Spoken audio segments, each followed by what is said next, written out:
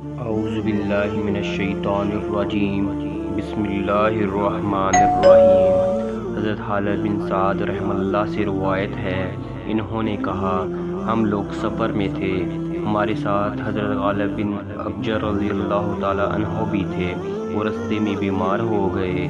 ہم لوگ مدینے پہنچے تو وہ اس وقت بھی بیمار تھے۔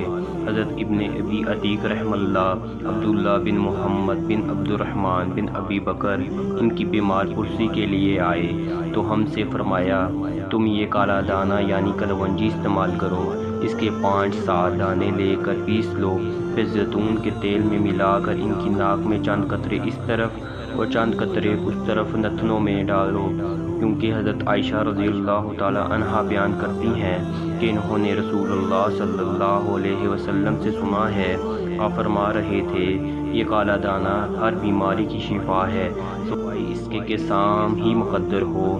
میں نے کہا سام کیا ہے؟ انہوں نے فرمایا موت۔ سنن ابن ماجہ، حدیث نمبر 3449۔